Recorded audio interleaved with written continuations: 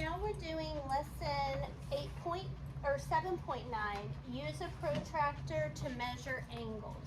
So we've gone over the math warm-up on page 44, so now we're on 45.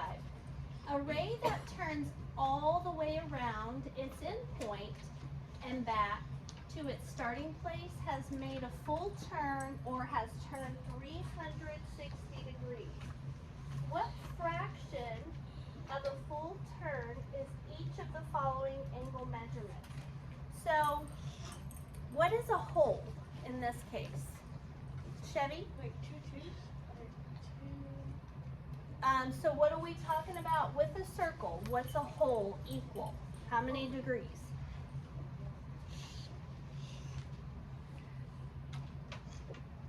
Corbin? 360. So the hole is 360, right? So what we're doing here, guys, is we're trying to find out what fraction of a circle it turns if it is 120 degrees. So we're looking for an equivalent fraction. So if you have 120 out of 360, what is the biggest number that you can divide both 120 and 360 by evenly? Rylan? The biggest.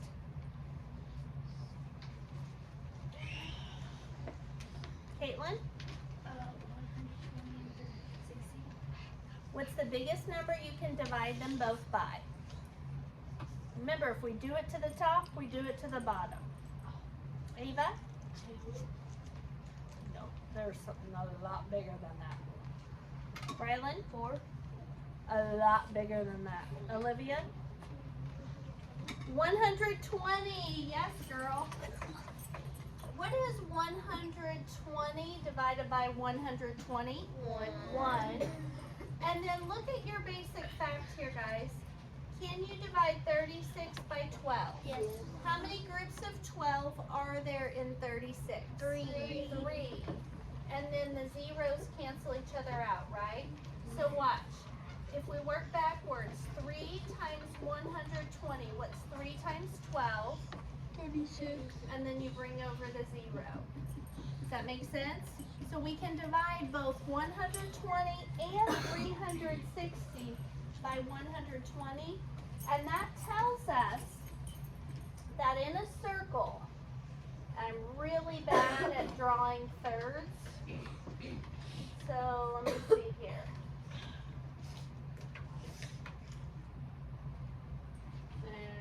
Not that great, but it'll work. So this is 120, this is 120, and this is 120. So what fraction of a circle do you travel if you go 120 degrees? 1/3. Okay? So this is what I want you to write. 120 and over 360 divided by 120 over 120 equals 1/3. So what fraction of a full turn is 120 degrees? 1/3. Okay? So then we're going to do 60.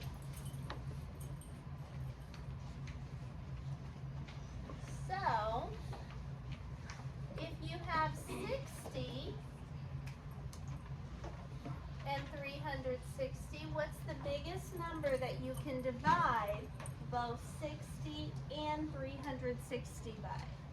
Ava? 6. Nope, bigger. Ariana? It is 60. What is 60 divided by 60? 1. And then look at your basic fact. What's 36 divided by 6? 6.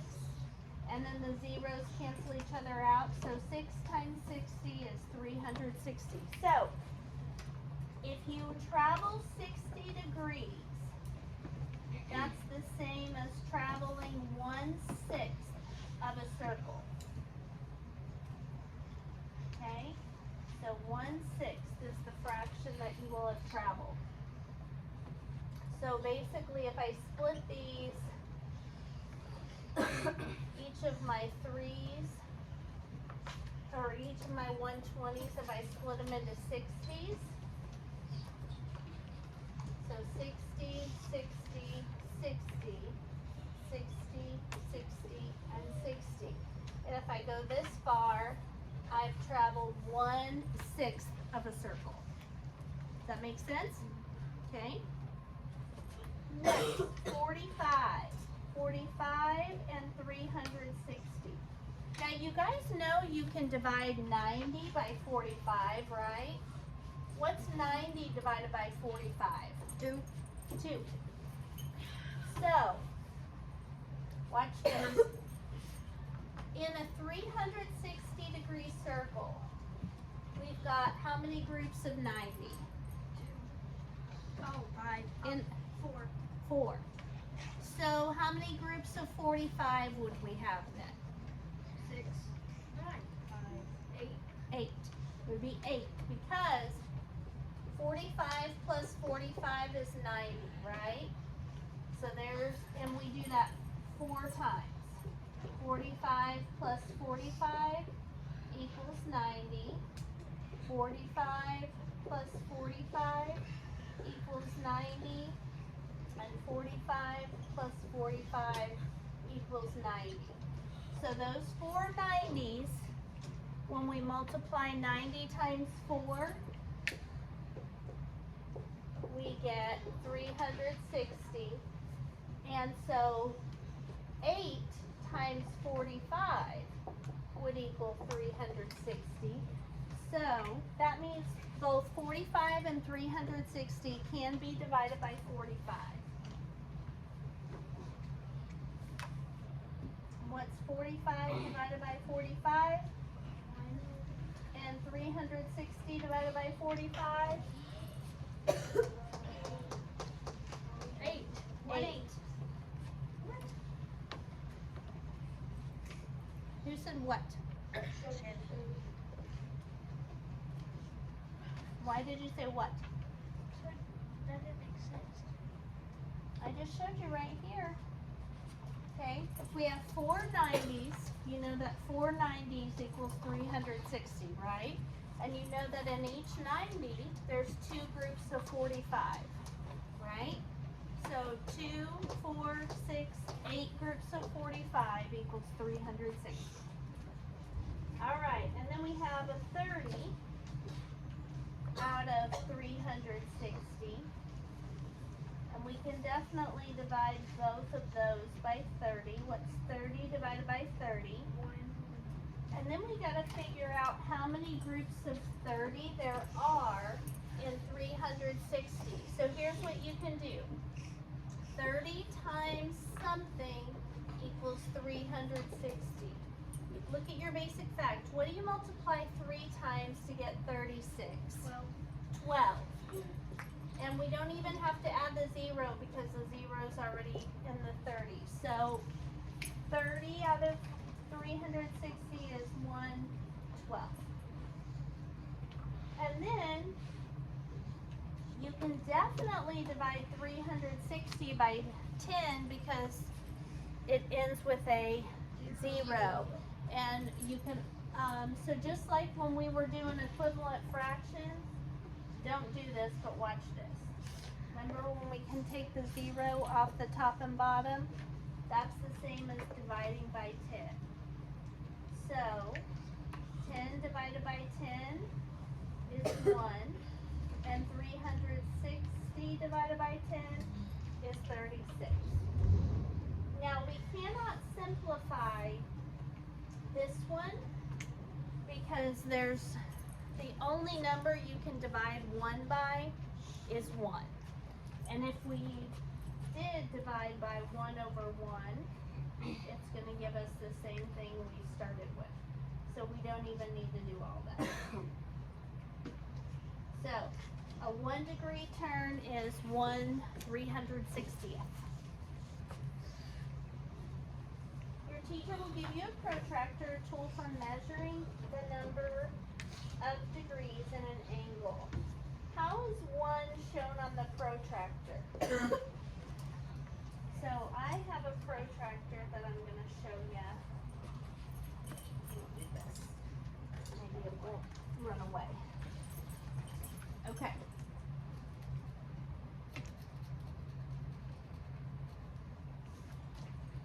All right, so here's a protractor. And how are the ones shown? Well, we have 0 here, right? You guys see that? And then we've got 0 over here. But let's look at this 0. 1, 2, 3, 4, 5. See how that line's a little bit longer? 6, 7, 8, 9, 10. So the ones are the tick marks around the protractor. Those little bitty lines. You guys all have a protractor. You can look at those and see. How many 1 degree measurements do you see? Well, first, how is 1 degree shown on the protractor? Little tick marks.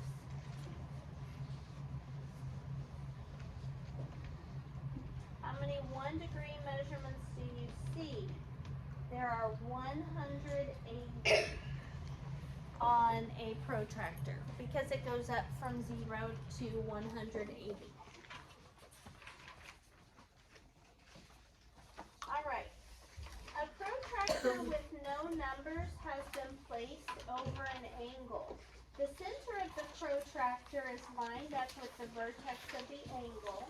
The straight edge of the protractor is lined up with a ray of the angle. How many degrees is this angle? Okay, so let me get back on here so you guys can see the whole screen. All right, so how many degrees is this angle? You guys just need to put your protractors away and just look at the angle. Okay, we're looking at this angle right here to see how many degrees that is. Okay? Right here, see how many degrees that is. All right. Ava, what do you think? I think it's 12 degrees. Thumbs up if you agree. Thumbs down if you disagree. Libya, put your knees over your shirt. I also agree. It is 12. Because see these longer lines, guys? Those are 5. With the 10th line. So we have 5, 10, 11, 12. It's covering up the 1. So this is 12 degrees.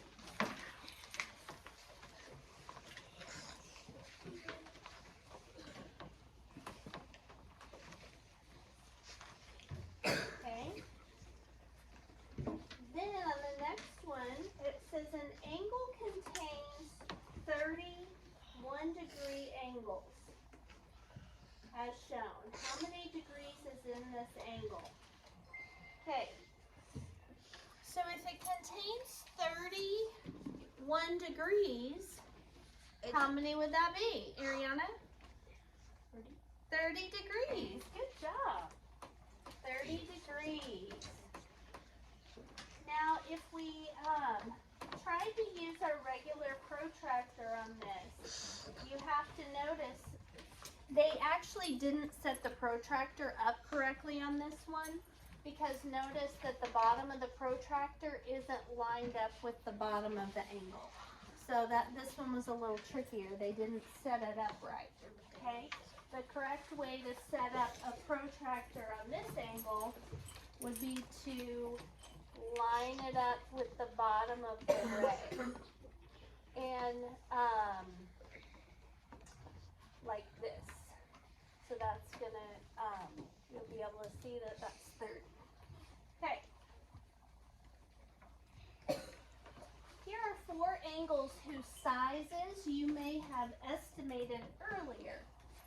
A protractor has been placed over each angle. Measure the size of the angle in degrees. Okay, so what kind of angle is A? Is it less than 90 or greater than 90? Kelby? I think it's less than 90. Less than 90. So do you guys see on this angle, Jackson, you see how they've got 2 numbers here, 80 and 100. Which one should we use? How come?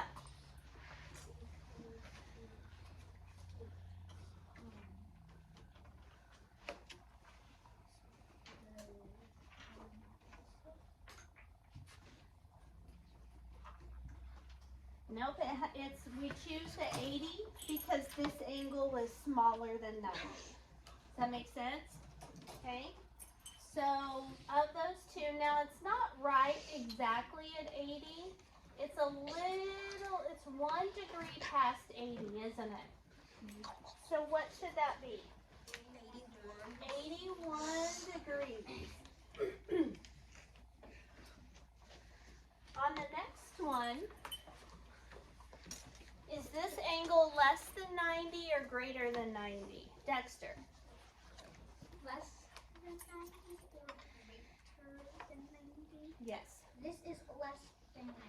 Okay, so that means, are we going to use the number 20 or 160? 160. You just told me it was less than 90. Then 20. Then we have to use the 20. Now, this is actually 2 past the 20. So what's it going to be? 22.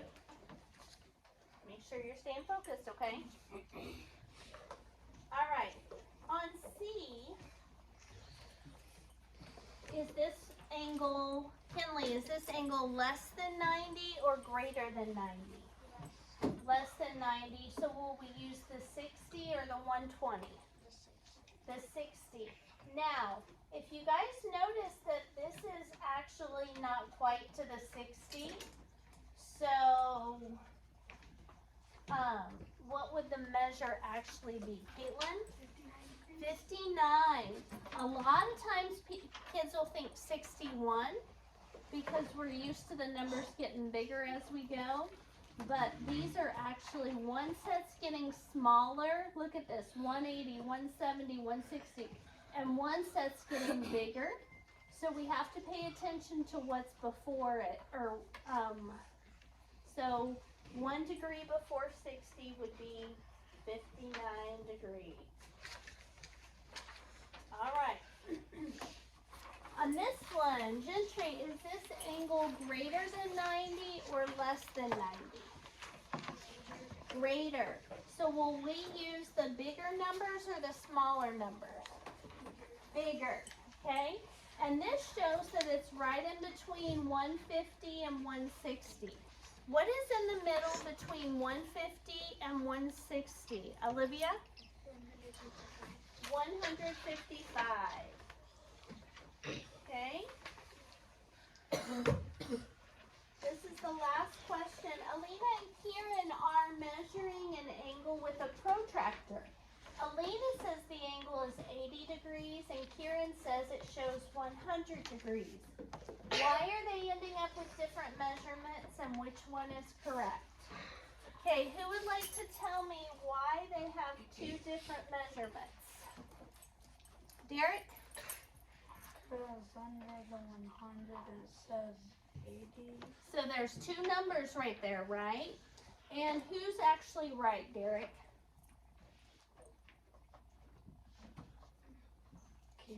Kieran, because this angle is bigger than 90, right? Good work, yes. Okay, so here's what we're going to say. Why are they ending up with different measurements? I'm going to have you guys write quite a bit on this one. This is our last question though. And I'm going to have you say, over here, right, Kieran is correct. Whoops.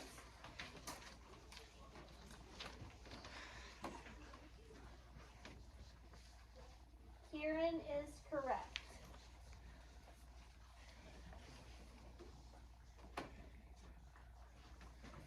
The angle equals 100 degrees.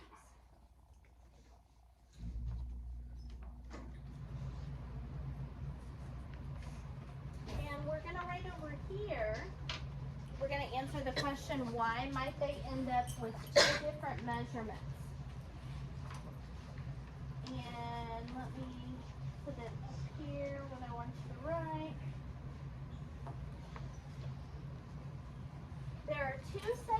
numbers on a protractor. You decide which set to use based on whether the angle is bigger or smaller than a right angle. A bigger angle equals the bigger numbers. A smaller angle equals the smaller numbers. This, by the way, is the symbol for angle.